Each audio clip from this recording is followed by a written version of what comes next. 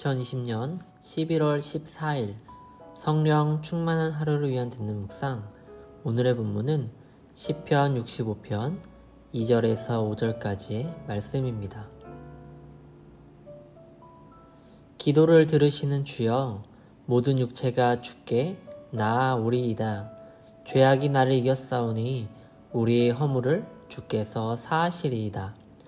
주께서 택하시고 가까이 오게 하사 주의 뜰에 살게 하신 사람은 복이 있나이다.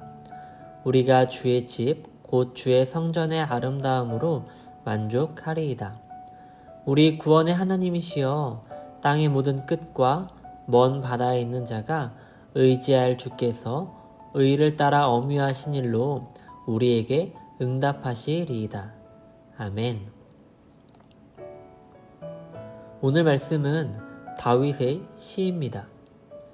그중 오늘 본문은 장막절에 불리워졌던 감사예배 시입니다. 감사예배 시는 백성을 용서하시고 구원하시는 하나님의 모습과 우주와 자연 모든 것을 하나님의 주권에 따라 인도해 가시는 창조자 하나님께 감사하기 위해 지어졌습니다.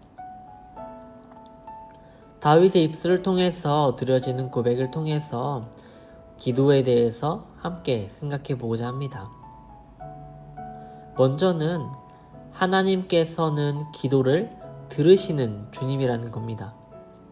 사실 이 내용은 우리가 너무나도 잘 알고 있는 내용이고 어쩌면 당연한 부분인지도 모르겠습니다. 하지만 이를 우리가 정말로 믿는다면 우리는 매 순간 기도하지 않고서는 살아갈 수 없을 겁니다. 여러분은 정말로 우리의 기도를 들으시는 주님을 믿으시나요? 다윗의 고백에는 자신의 고백이 담겨 있음을 또한 볼 수 있습니다. 다윗은 과거 자신의 죄로 인해 고통을 당할 때, 또는 자신을 해하려는 많은 대적들의 공격으로부터 위험 가운데 있을 때 하나님께 나아가 기도함으로 수많은 고통과 고난의 문제를 해결받았던 삶의 간증이 있었습니다. 이런 경험을 통해서 다윗은 하나님께서 당신의 백성들의 기도를 외면하거나 무시하시는 분이 아니요 반드시 응답하시는 분이라는 하나님에 대한 강한 신뢰를 갖고 있던 거죠.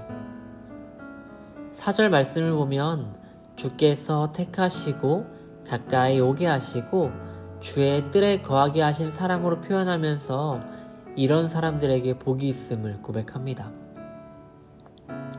이는 하나님의 은혜에 의해 죄의 문제가 해결되고 하나님과의 관계가 회복된 사람들을 가리키는 것이죠. 그런데 그 가운데에서 우리가 분명히 기억해야 할 것이 있습니다. 하나님이 선택하신 자들이 그들이 가진 어떤 조건 때문이 아니라 전적으로 그들에 대한 하나님의 크신 사랑 때문에 선택된 것이라는 사실입니다. 하나님의 거룩하심을 생각할 때 우리는 그분께 가까이 나아갈 수도 그분 앞에 다가설 수조차 없는 존재입니다. 그러나 하나님 그분께서 친히 그들을 또한 우리를 당신 가까이로 이끄셔서 당신과 친밀한 교제를 이룰 수 있도록 하시죠. 이것이 죄의 사함을 받은 자가 누리는 축복입니다. 사랑하는 신광의 성도 여러분, 먼저는 주님과의 친밀함을 더욱 깊이 누리는 여러분 되시기를 소망합니다.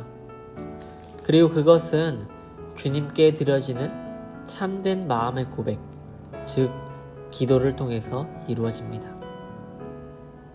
우리의 삶이 때로는 힘들기도 지치기도 하지만 그것을 주님 앞에 내어놓을 때 우리의 삶의 문제를 내려놓을 수 있습니다.